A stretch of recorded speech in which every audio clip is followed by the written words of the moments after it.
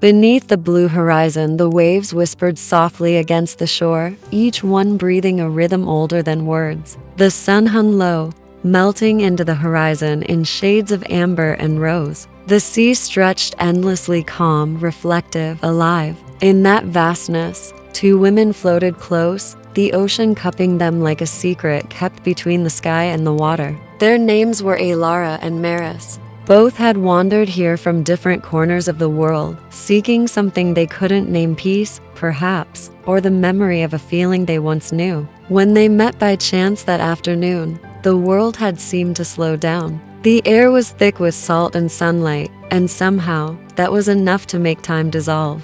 Now, as they drifted side by side in the turquoise glow, silence became their language. Their eyes spoke soft, unguarded, shimmering with recognition. The wind carried the faint scent of jasmine from the cliffs, mixing with the salt on their skin. The sound of the sea wasn't just a sound anymore. It was a heartbeat that belonged to both of them. Maris tilted her head toward Alara, her wet hair glimmering in the light. "Do you ever feel like the world is quieter underwater?" she asked. Alara smiled, her voice a whisper. "It's like the world pauses to listen." They let themselves sink slightly, the water cool and comforting, wrapping around them. The sun's reflection rippled across their faces like liquid fire. Every movement was slow, deliberate, as though the ocean itself wanted them to remember this moment forever. A seagull cried somewhere far above. The light began to change from gold to blue, from blue to silver. The sky opened like a dream. Alara felt a warmth inside her chest that had nothing to do with the sun.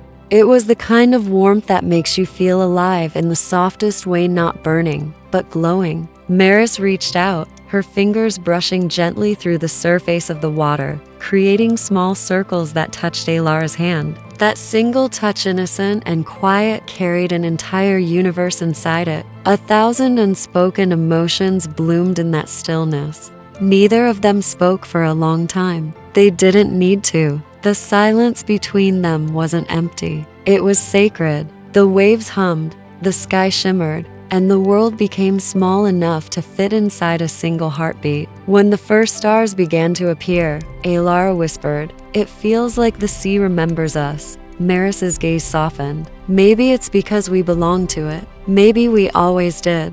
Their voices melted into the sound of the tide. The sea around them glowed faintly with reflected starlight. The night was warm, the air kissed by salt, and everything felt suspended between dream and reality. The longer they floated, the more they forgot the world beyond this horizon. Its noise, its haste, its sharp edges. Here, only gentleness remained. Alara tilted her face upward, watching the stars appear one by one. "If I could stay here forever," she said quietly, "I think I would forget how to be lonely." Maris looked at her, her expression touched by the kind of emotion that can be described something both tender and infinite. "Then don't be lonely," she said. "Not tonight." A soft laugh escaped Alara's lips. "You make it sound easy." "It is," Maris replied, "when the sea is listening." For a moment, the entire ocean seemed to exhale. The waves rose and fell like the slow breathing of something alive. Their reflections shimmered on the surface to figures drifting in a canvas of liquid light, each heartbeat echoing softly beneath the water. The moon began to rise, a pale silver coin lifting from the horizon. It bathed them in cool light, turning the sea into a field of tiny stars. The water clung to their skin like silk, and the night itself felt endless. There was no past, no future, only the gentle rhythm of now. Alara closed her eyes, feeling the water pulse against her shoulders. "Do you think moments like this ever end?" she murmured. Maris looked at her, the faintest smile curving her lips. "No," she said. "They just stay hidden, waiting for us to remember." The words hung in the air like a prayer. Somewhere deep inside, Alara felt a quiet ache, not of sadness, but of beauty too vast to contain. It was the ache of knowing she was alive, truly alive, in this shared stillness beneath the stars. They began to swim slowly, side by side, toward the open water. The moonlight followed them, tracing silver lines along their shoulders. Each movement felt like a dance not choreographed, but instinctive, a language written in motion. Their laughter echoed faintly, carried by the wind. When they finally paused, the beach was far behind them. The world had become only sea and sky, endless, luminous, pure. Maris turned, her eyes glowing with that calm certainty that only the ocean seems to give. "Close your eyes," she said softly. Elara obeyed. The sound of the water surrounded her, steady and deep. The warmth in her chest grew until it filled her entire body. She felt the current's soft pull, the weightless rhythm of the tide, and the nearness of another heartbeat beside her. Maris's voice came again, quieter now. "Do you feel that?" Elara nodded. "Everything."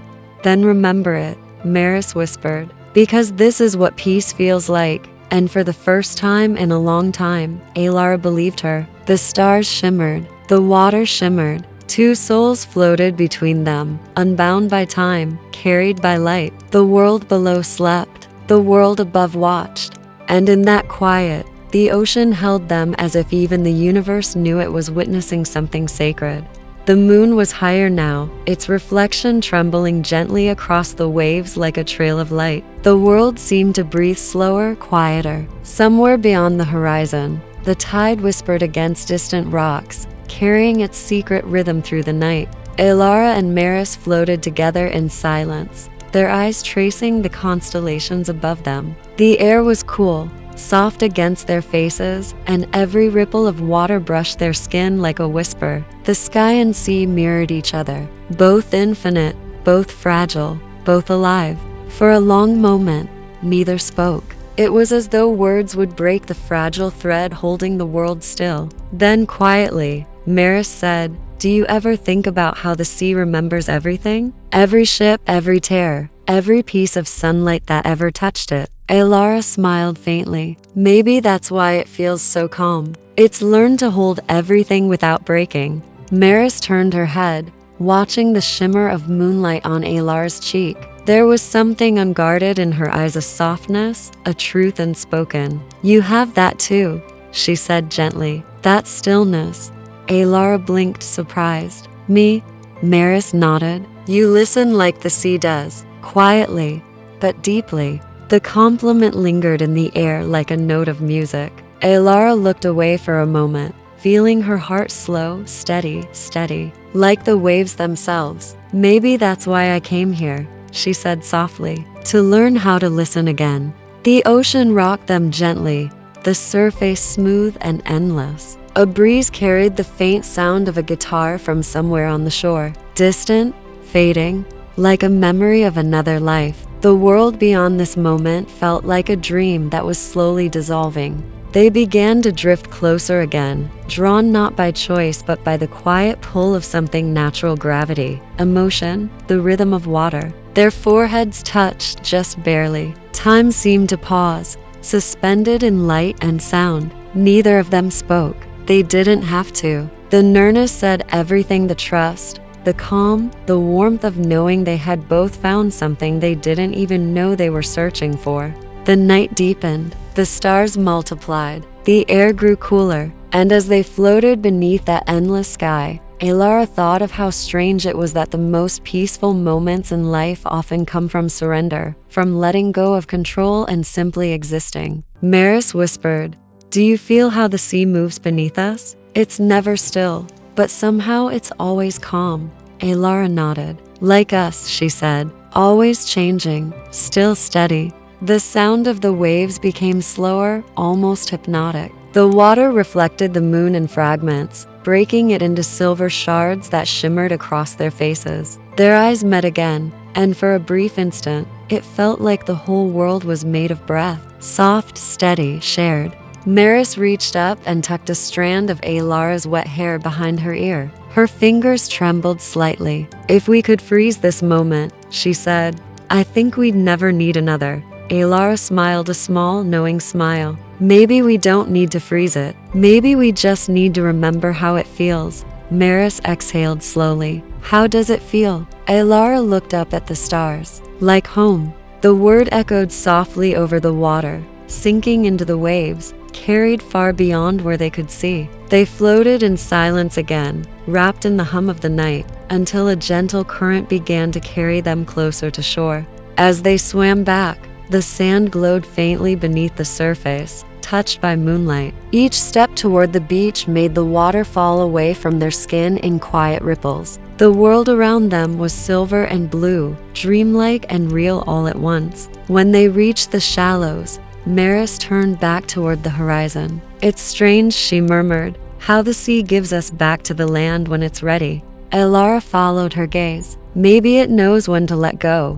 The tide touched their ankles one last time before retreating. The waves seemed to bow, as if saying goodbye. They stood there together, breathing in the salt air, watching the moon climb higher. The sky was endless. The world was quiet. Elara turned to her, her voice barely above the whisper of the wind. "Do you ever wonder what it means to find peace with someone?" Maris tilted her head, thinking, "I think it's when silence feels like a song." The words sank into Elara's heart like light into water. She took a slow breath, then smiled. "Then tonight," she said, "we're music." They walked along the shoreline, their footprints glowing faintly in the wet sand before fading beneath the next wave. The ocean behind them shimmered, not empty, but full of what they had left there: laughter, breath, quiet promises that didn't need words. The night wrapped around them like a blanket. The world beyond the beach was asleep, the town lights distant and blurred,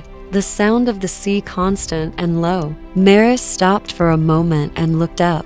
"Look," she whispered, pointing to the horizon. "Shooting star." Elara followed her gaze just in time to see it streak across the sky, burning bright, then vanishing. "Did you make a wish?" she asked. Maris smiled softly. "No, I think I already got mine."